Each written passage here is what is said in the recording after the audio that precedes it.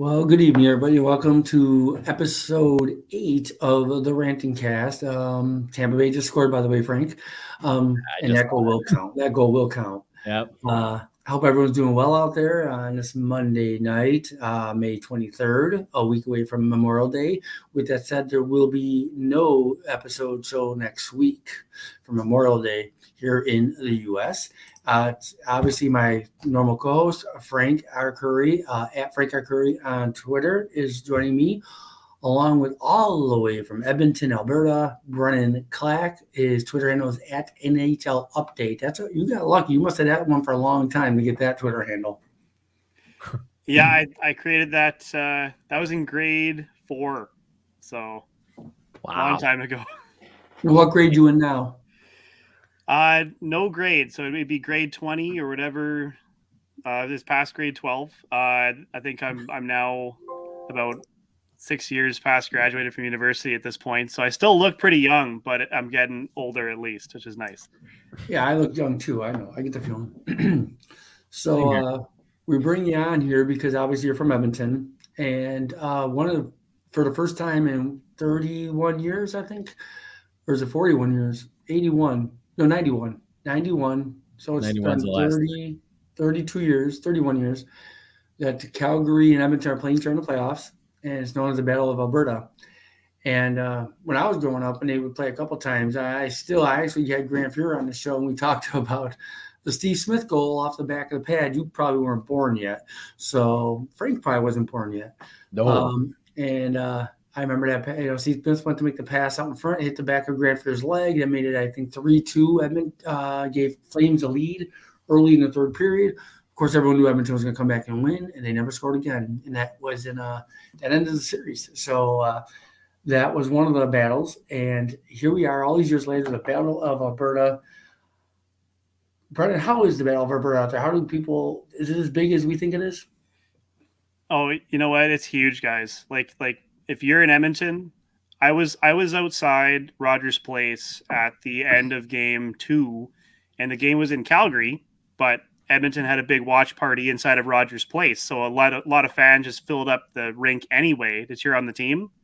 And it was probably midnight in Edmonton when that game was about wrapping up and everyone was leaving. And every car downtown honking, "Let's go Oilers," huge chant that was going all the way throughout downtown for an hour plus minimum. Like I had left and it was still going. And that's game 2. That was a tied series, 1-1. They had just won, but lots of question marks to go. And still, you can just feel the energy in Edmonton being crazy just like that. And it's just like that in Calgary too. Like the Battle of Alberta is a massive, massive thing in this province, and everybody's wearing Oilers jerseys out, whether they're shopping for groceries or whether they're out at the mall or the gym. There's jerseys everywhere. There's flags everywhere. This is the biggest deal in the whole province. And we just had our premier step down in Alberta, and that's taken a back seat to this. How far apart is Edmonton, Alberta? Edmonton and Calgary. Oh, that's you take the QE2, and Edmonton and Calgary is about 3 hours difference. So in between is Red Deer, and Red Deer would be the Switzerland, I guess. They're neutral. I think there's Oilers fans and Flames fans there, so there's probably some divide, but it's about 3 hours. So for people in New York, it's probably like Buffalo to Syracuse, pretty much. Yeah, Buffalo, or like Buffalo to Pittsburgh. Yeah, Pittsburgh, Cleveland. Yeah. By the way, that Tampa goal didn't count. Cirelli hand passed it off the faceoff. Wow. So it's back to being 0-0 again. It's still 0-0. Are there a lot of Flames fans in Edmonton and vice versa? There is, and it's a lot of it's trolling. Like a lot of it is there's always people in every city who want to be the antagonist and cheer against the home team. But there's also a lot of Flames fans in general because they had a great season. And if you look at the Oilers' history, we've had a lot of years here of either losing or disappointment. And that did cull the fan base a little bit, or at least tempered expectations. But what we're seeing recently is a lot of those fans are coming back. But even then, Calgary's got fans here, Edmonton's got fans there. Just makes it a lot more spicy. Yeah, it's almost It's very similar. I would say it's a more intense rivalry than traditionally what we saw with Boston and Montreal for so long. You see those two teams face off, and they hate each other. They hate their guts every single night. We remember, back in the day, especially before expansion, you'd see the playoffs. They'd be playing each other all the time, and it's always a rivalry between Boston fans, Montreal fans, and Ron, you were mentioning it before the show too. Red Sox Yankees, another heated rivalry. Probably, if I could think of another one off the top of my head. Michigan, Ohio State. Yeah, Michigan, Ohio State. I would also say Chicago Bulls, Detroit Pistons is another heated rivalry. Especially when Jordan was playing. Yeah, rivalries are great for all sports. You have the Cardinals and the Cubs is a big one. Packers, everyone has one. But certain thing, it's really surprising. Two teams in the same division have not done this. Am I right now? 31 years, right? Have I got my math right here? Yeah. Okay, it is amazing. Right. It's weird. But when you look at their histories, it makes sense. Look how bad the Oilers were after making the Cup. For 10 years, they didn't make the playoffs, and they were always at the bottom of the standings. And no matter what Calgary was doing then, the rivalry is not going to be that intense just because either one of the teams is bad or both of them are bad. And sometimes that just happens. But this is the first time really since what we're looking at, Brennan, the early 90s, really, where both teams are good at the same time. Yeah, the thing is that not just Edmonton being bad, but Calgary was really mediocre. They would have these, how many seasons did Jarome Iginla? Was he going? Is he not going? They're in 9th, they're in 8th, they're in 10th. Calgary was a kind of middling team for a few years. Yeah, and then they trade Iginla away. Kiprusoff is gone. They have to kind of reshape the team around Johnny Gaudreau and Sean Monahan. It took them quite a long time to be good. They had that 1 year under Bill Peters where it looked like they were good. Colorado just takes them for a ride in the first round. So this is the first year where it really feels like they're a threat in a long time because of Daryl Sutter, great coach, really deep team. And in Edmonton, it's just Connor McDavid arose from the McJesus realm, as people like to say.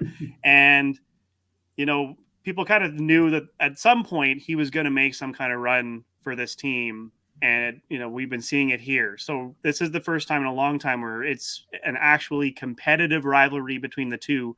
And it did kind of start maybe 2 years ago. That Smith-Talbot fight before the pandemic was unreal. That whole game was unreal. But that's when you started kind of figuring out this might be here for a while. Yeah, that time we were all anticipating before the pandemic really hit that these two teams are going to meet in the playoffs. And then, now, at least with them playing each other now, this feels a redemption from 2 years ago. Talk to me about Evander Kane. Well, Evander Kane is a very interesting player on the basis that I think as far as dressing room fit goes, he's fit extremely well at the moment. Now, the question with Kane is always, will he continue that for a long period of time? He tends to do pretty well when he first arrives in a new place, and then you see how he accommodates to it later. But right now, he's playing excellent. He's a great fit with Connor McDavid. He's probably McDavid's best ever line mate, not named Leon Draisaitl, in terms of going to the net. Patrick Maroon was very, very good at just going to the net and knowing where to go for McDavid. But Kane does that with extra speed. And now that Kane's had some months to be all conditioned up and ready to go, when you have a guy like McDavid feeding that guy, he's going to score a lot of goals and his shooting percentage will be through the roof. And he also has a dangerous shot. So he can score from also far out. But McDavid finds him anyways close to the net. So as far as on-ice fit goes, he's been great. As far as in-room fit goes, he's really helped the team, and he hasn't been a problem. I don't know if that will continue long-term, but right now, it's been nothing but positive, if not the best acquisition any GM has made in terms of mid-season. Yeah. Now, obviously, his off-ice issues, he was good in Buffalo. He's been good everywhere. On the ice is really not an issue. Inside locker rooms, I wouldn't know because I'm not there, but off the ice has always been his issues. And how much of it's true or not, a lot of stuff happens. It is what it is. Young guys with a lot of money, they act stupid sometimes. How did you or the Edmonton fan base feel when you guys first traded for Kane or signed? I'm not sure how you actually acquired him. I can't think about it now. How did you feel when Kane became an Oiler? When the Oilers signed Kane, it was a very tumultuous time. There were a lot of fans that were happy that Evander Kane was an Oiler because there was a lot of desperation here. When Kane signed, the Oilers were on a terrible stretch of games. They had lost a bunch of games in a row. Guys were injured. The Oilers were kind of drifting into the non-playoff part of the standings, and things were looking pretty bad. So there was a lot of timidness on Kane's personality, but there was a lot of excitement about Kane coming in and being a guy that could score a lot with Connor McDavid. So I think there was a lot of fans that were open to the idea more than they would have if the team was necessarily winning a lot at the time. They were losing a lot. And I know when they signed Evander Kane, I kind of said, look, he might work really well, but it's really good for himself more than the team because the team I still thought had so many holes. And Kane was a big part of changing things around, but nothing was bigger than Jay Woodcroft being hired over Dave Tippett. When Dave Tippett got the door, that's what really changed everything. But Kane is still a big part of that change. And the fans, I think, have really tried to give him that extra opportunity and embrace him here. And especially lately, he has a lot of love. I would say 90% of the fan base probably wants to re-sign him. They're just worried about what that will look like. Yeah, that's definitely going to be the big talking point from Edmonton. I mean, I remember thinking this, man, thinking like, yeah, this is actually a really good low risk, high reward move for the Oilers. They needed that another scoring winger there, or just a scoring winger in general there, really, to play top 6 minutes. And Kane is that kind of guy. Obviously with all the off ice stuff, that was always the biggest risk with signing Kane, especially with the stuff with San Jose with what was all of it? It was like something with he wanted like his money back from the terminating the contract or something. I don't remember what There's a transpired lot of with that. rumors around what happened and what didn't happen, but there was clear animosity between just their answers, between Kane's answers and the Sharks' answers, and you could tell that the room wasn't really comfortable with him, no matter not just his own personal issues that are away from the team, but just in that room. And Winnipeg was like that too. There were stories about Winnipeg. I don't like to really dive into rumor this, rumor that, because you never know.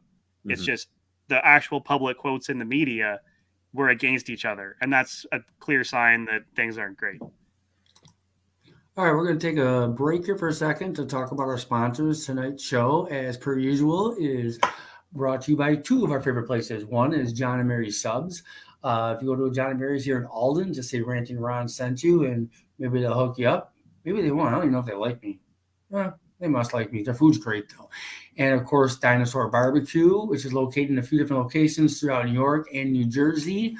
And June 15th, I'll be giving away on the show a $50 gift certificate to Dinosaur Barbecue just in time for Father's Day. So we'll be back in a few seconds.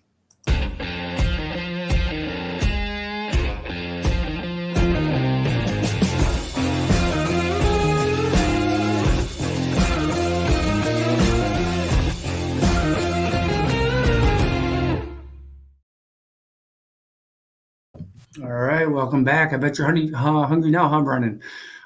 So good food, man. Barbecue. So, Brennan, before we go on to our next topic, talk about you a little bit.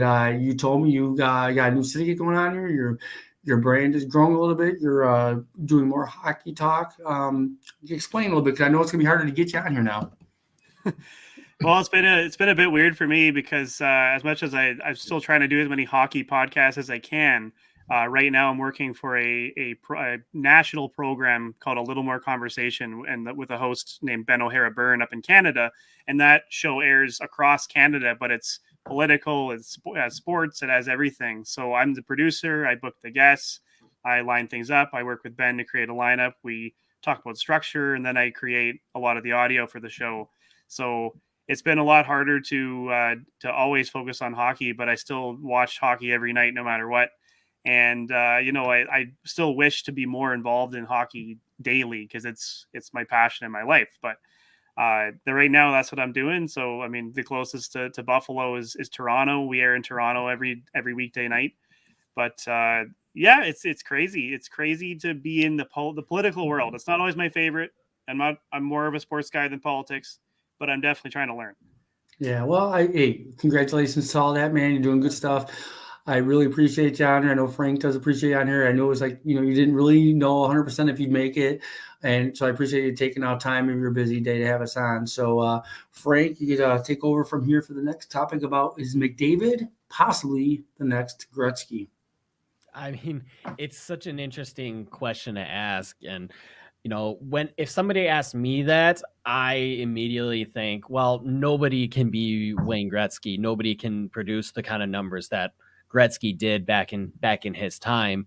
So for me, instead of asking, is McDavid the next Gretzky, I would ask, is McDavid going to have more of an impact on hockey, maybe at least on the ice, than Gretzky did? Who's Bob Arcuri? That's my father. Hey Bob. Hey, your son's great, Bob. I just want to say Frank's dad. great. Yeah.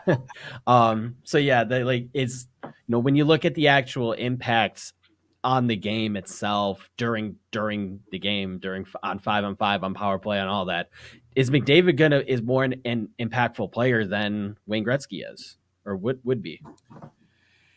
It's a good question. I think the number one thing when I think about Connor McDavid versus Wayne Gretzky is McDavid is doing a lot of the things that Gretzky did with speed, with crazy speed that we've never seen before. And that's why I kind of think about if you threw McDavid in that era and you were like, here you go, he might be more impactful than Wayne Gretzky.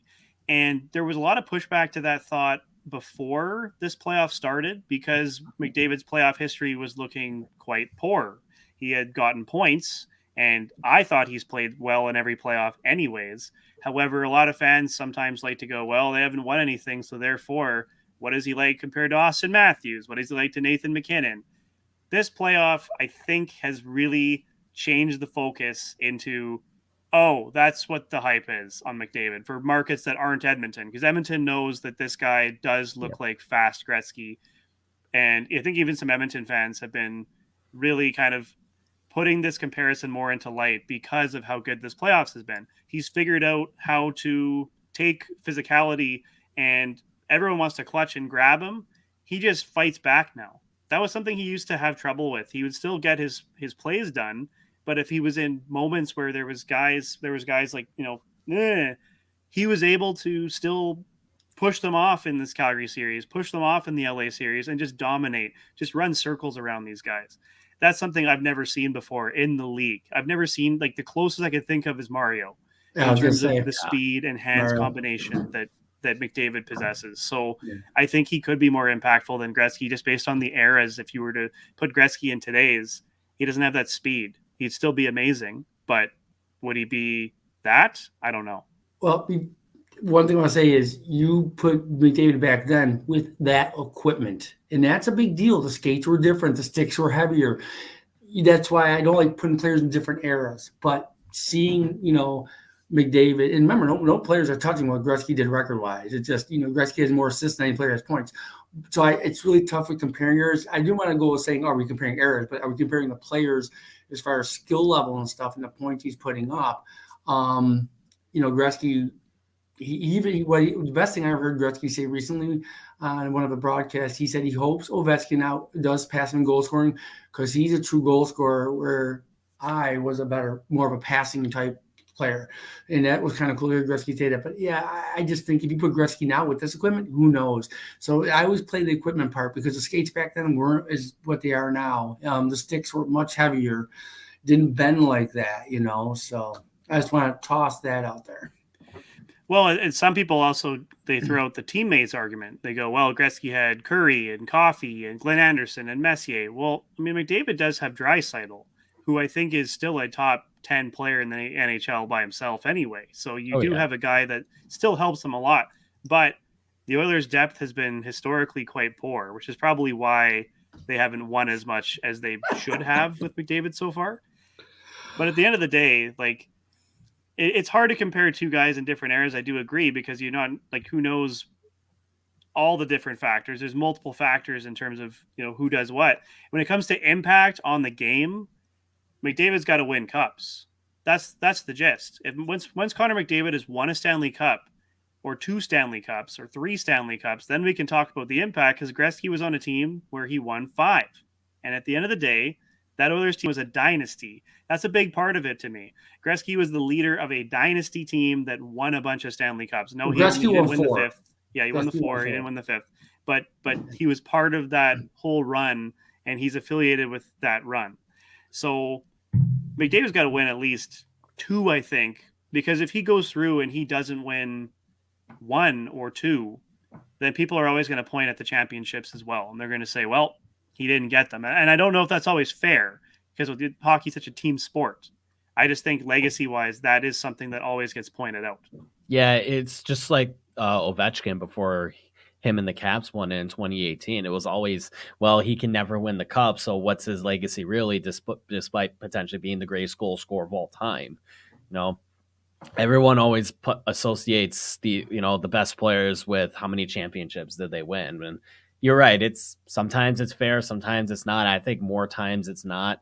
Especially, it just depends on the sport too. I mean, you just mentioned it. Hockey's such a team game that one player doesn't win you a championship. Well, it's not that way in basketball. One player can win you a championship in basketball. That's just how the sport works. So, people gotta remember that.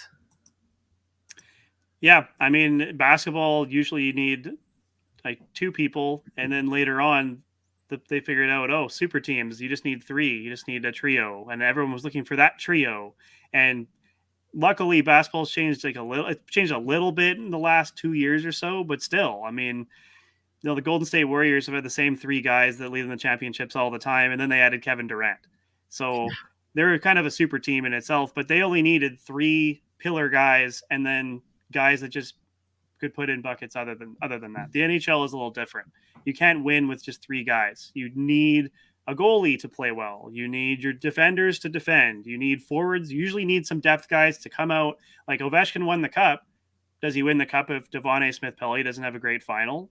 Who knows? Because that depth came through. Brett Connolly had 7 goals in that playoff. See, those guys are the guys that really shine in the NHL. And that's why I love the NHL, because the depth guys are the ones that end up scoring big goals in overtime always. And you need those guys. For the Oilers, that's been Zach Hyman. The guy's been awesome lately. He looks like me too. That's why I'm promoting him.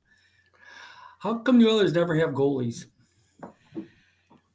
Great question. The Oilers, every GM has had a different philosophy with their goaltending that has come through here.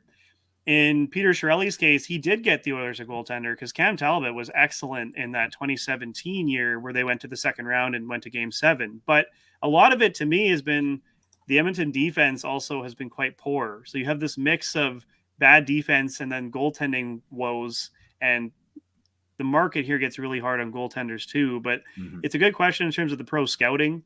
What are they looking at in a goalie? They always used to love size, but were they looking at the right size? And then they kind of went away with that with Talbot, and that was a good thing. But I think right now it's just kind of odd, because Mike Smith is so, as we said before, chaotic. I mean, he's sometimes chaotic good, but everything looks dangerous. Every shot at the net looks like it could go in. It makes the Battle of Alberta way more exciting. But, Mikko Koskinen, big guy, they thought he would probably be able to develop into a, Vasilevsky type guy, even though he was 29 when he signed in Edmonton. They gave him what I would call an unfair contract as soon as Chiarelli was heading out the door. I don't really know why they can never get a goalie, but part of it was this poor defense, and part of it must be just pro scouting. But it's just Stuart Skinner maybe will be the guy in about a year. Who knows? But they can't get that stalwart number 1 goaltender. I just think if you constantly having goaltending troubles and then pretty much rotating almost the same decor every single night for the number of years, maybe goaltending isn't the problem. Maybe it is your defense. I do agree with that. I think if Edmonton had a legit, true number 1 defenseman, they defensively would be a lot better. Even though I do like guys like Darnell Nurse, and they haven't had Clefbaum for the whole season. He's been battling a major shoulder injury. I mean, I do like him I've always liked him as well, but I don't know if even those guys are like true number one type guys. Maybe they're number 2 or 3s at best, which is still good. You need those guys.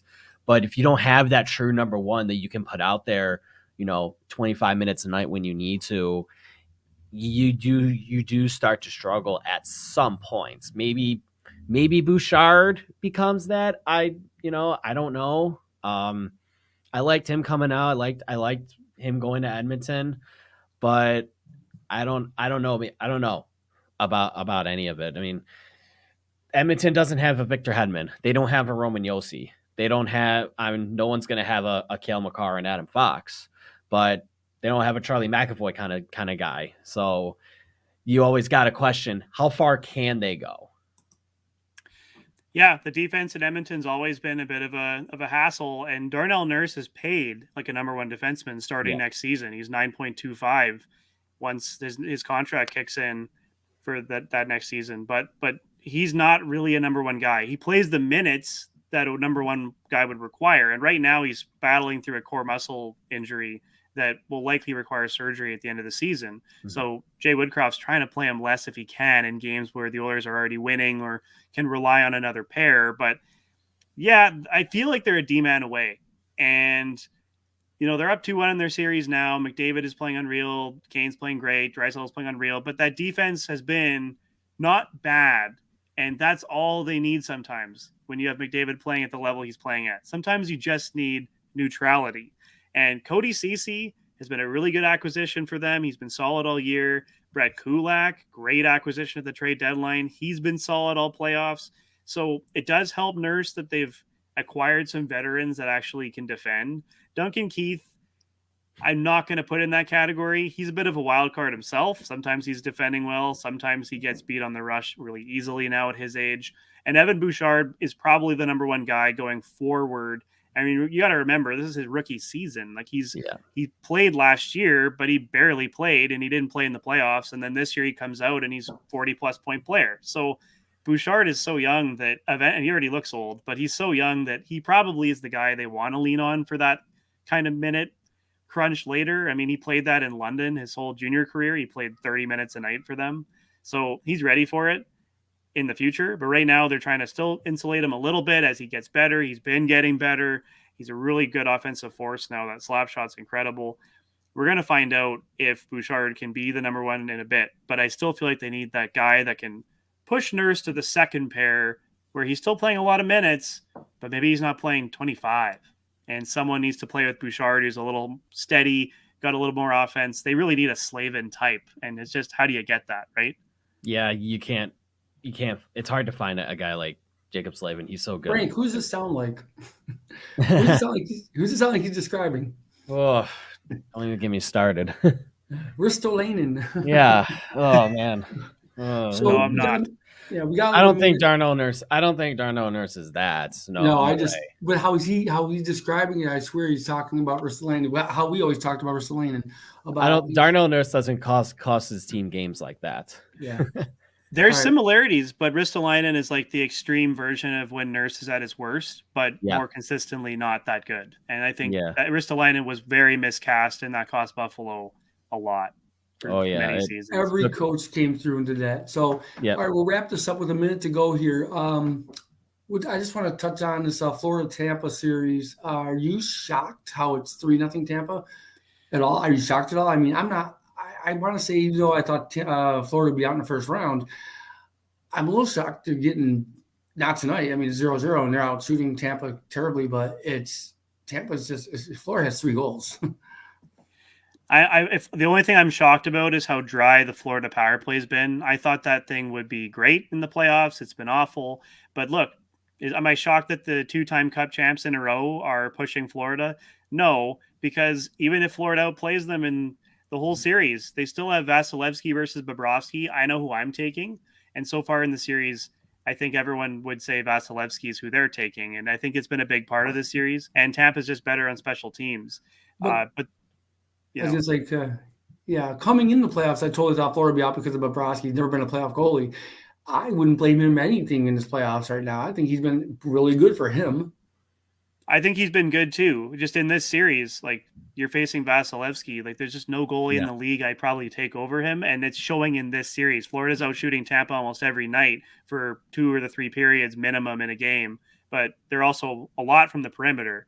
But when they do get a good chance, Vasilevsky's on it, and yeah, that power play for Florida is just unbelievably bad. I don't know what the problem is. They've gone to 5 forwards. It's weird. It's crazy just how that it took until yesterday, game 3, for them to score their first power play goal of the whole playoffs. I mean, and rightfully so, Sam Reinhart gets it. But no, it's crazy. I'm looking at the series numbers right now for through the first 3 games. Florida has about 53% of the shots at 5-on-5, which you wouldn't think is that big of a difference, but at 5-5, it's 78-70 for Florida. Problem is Tampa's getting the goals, and even though Florida's expected goals is 51% to Tampa, well, just over 51%, Tampa just under 49%. But yeah, I mean, you said it. Special teams has been the biggest difference in the series. When I go to all situations, let's see, Florida only has, just over 51% of the shots, and the expected goals becomes almost 54% in favor of Tampa. So you're just seeing the biggest difference right there. Tampa, experienced teams, they know how to penalty kill in the playoffs. Tampa Bay has shown that repeatedly to me. And Florida's defense, I think they're good on paper, but they're also having some issues with speed, especially Mackenzie Weegar. I think Mackenzie Weegar is a great D-man, but speed has been a problem with him, and it cost them game 2. Yeah. And sometimes experienced teams they know how to win. They know what to do. It just seems like Tampa, they don't even have Braden Point, and Nick Paul has stepped in and played 20 minutes in some of these games, and he doesn't look like he's even out of beat. Like, I thought Tampa was maybe going out to Toronto, and they found a way to get a 2-1 win. That's that defensive shut you down type of game at the end. And that's what they're doing on Florida too. They're just trying to shut them down and make them less lethal, and it's working. Yeah, the biggest thing that I'm always constantly telling people, it's like Tampa knows how to change their game. They can play any style they need to in order to win, and they can do it mid game as well. They can go from playing a high octane, push the pace, high danger with many high danger shots, style, and then go into a lockdown and be very good at it both ways. It's amazing that how they're able to do that consistently night in, night out. And it helps that they have a goaltender like Vasilevsky they can lean on to do that. All right, John Cooper's never won a Jack Adams. Makes sense. Yeah, it makes total sense. They don't care about that stuff. We'll take one more minute in our minute here to talk about the Carolina Rangers series. You two go ahead. Yeah, I'll be honest. This series has kind of been going as expected. At 5v5, Carolina has about 54% expected goals percentage, about just over 52% of the shots. In all situations, it pretty much is the same thing. Carolina actually has almost 56% goal, or was it? Yeah, 56% expected goals percentage. So like the game really, Carolina is just showing that they're just that much of a better team overall than the Rangers are. When you look at up and down the lineups, Carolina has the better depth at forwards. I think they have the better defense as well. I still think the Rangers have the better goalie, but Antti Raanta has been fantastic since Frederick Anderson's got hurt in the regular season. So I can't even say it's been that much of a difference. Shesterkin struggled at times against Pittsburgh, but he stood tall when he needed to. And he's really been doing what he can in the Carolina series so far, but Rants has been just as good. Yeah, it's a bit of a weird series to me, and the Rangers are a weird team to me because at the first half of the season, I thought they were kind of a team that just scored off the rush and then relied on Shesterkin way too much. And then the last month and a half, Gerard Gallant had changed things for the Rangers, and part of it was the acquisition of Andrew Kopp, because Andrew Kopp, incredible pickup for them. But also just they tend to actually push the pace. They were playing a little differently. And then the Pittsburgh series, they really got to me, like there was moments they got really dominated when the Gensel, Crosby, Rust line came out. Like it was just cycling on them, but they would kind of stem tide. And then of course Louis Domingue being in net for Pittsburgh didn't help, or also Tristan Jarry playing injured. And I'm not sure if the Rangers even deserved to fully win that series, but they came back from 3-1. They were down in every game. They showed resiliency. Carolina, you're just not always going to be able to do that type of comeback fire wagon hockey on them. They like to shut things down. Boston had trouble getting into the zone, even that Marchand, Bergeron, Pastrnak line. It got separated, and they tried to find a way to not just beat the D, but to beat that Niederreiter stall fast shutdown line. And the Rangers game is built to fail against Carolina because of how good they are at keeping the puck cycling offensively and how well they play in the neutral zone. But they found a way last game. I'm not going to ever count out the Rangers because of Shesterkin, how good he can play, and how dynamic their top 5 or 6 offensive players are. But I do think I had Carolina coming in, and I still think they're going to find ways to shut this down. And if Ranta continues playing great, awesome. But Anderson traveled, so he's ready to play maybe. I think he's close. So if Ranta does struggle in a game coming up, they still have another great goaltender who they can put in. Oh, yeah. Yeah. I was going to say, Frank, it's amazing here. Brennan, he had no idea I was going to talk about the Ranger Carolina series. Oh, he's just shouting out these numbers of XGs and everything. And he had no idea. Not like usually we prepare a little ahead of time, like a couple of questions like you saw, but we'll throw all this stuff out there. So, Frank, good on you for that one. Okay, we'll take one more minute. We'll talk about the series I really don't care at all about. It's Colorado and St. Louis. If you want to talk about that for a minute, and then we'll call it a night. Yeah. I mean, it's another series where I thought that this series is going to be close right from the start, even though really when you look at the numbers, it kind of hasn't been, but I don't know. That's the thing. Colorado should win this series in 5 or 6 games, you would think, in my opinion. But with the way St. Louis plays, I like their depth on offense. Obviously, now they lost Binnington for the remainder of at least the series. But I think Husso's going to come in and really try to prove something. So I kind of like St. Louis to come back a little bit. I had Colorado in 7 personally. I don't know what I assume you probably had Colorado too, Brennan.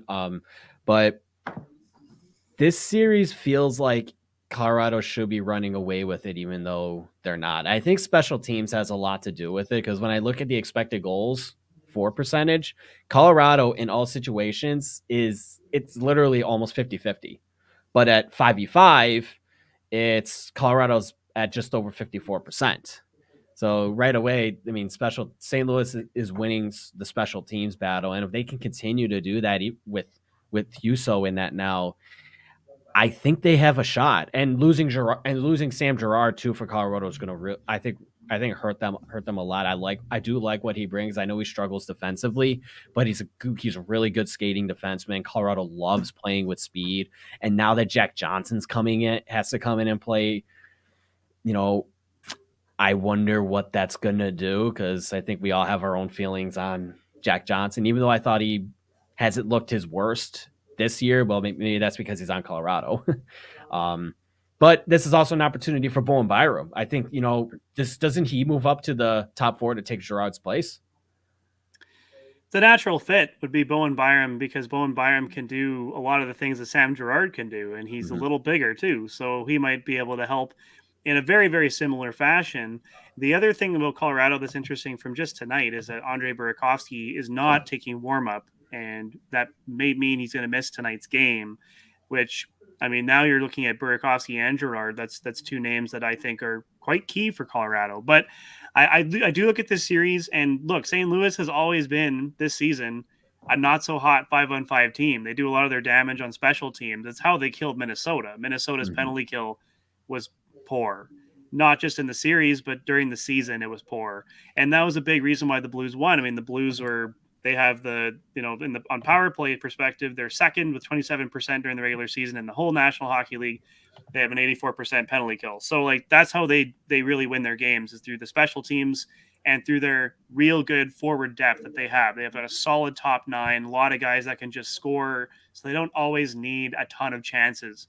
But ideally, you're not defensively leaking a 5-on-5. So that's kind of why I thought Colorado would win the series, just because they have the potential to just carry this puck for long stretches of time.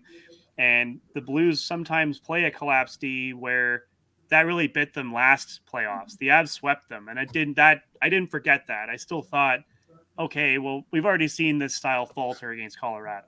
But to give the Blues credit, they played great in game 2. They outplayed Colorado in that game. David Perron has been unreal this entire playoffs. He's playing for a contract, and it shows. So there are, and the D is held up. Like guys like Mikkola and Rosen that I thought were just gonna be like they've all been pretty solid actually. So Husso has potential to be good. He has potential to still let in a lot of goals. You've seen both in this playoff. I'm not sure what Husso you're gonna get, but at least in Colorado, I know. Well, they've had injuries all year. They've had guys out and in the lineup. They're used to having to play without players that matter to them, and players step up. And actually, Jack Johnson, as much as he's a guy that I could spend a long time telling you why he's not very good, he's got a decent playoff track record. Like he's put up points in the playoffs before. So maybe he can help if he plays very limited minutes, like third pair, don't play a lot. But I mean, Byram's going to step into a pair maybe where he's playing with Josh Manson.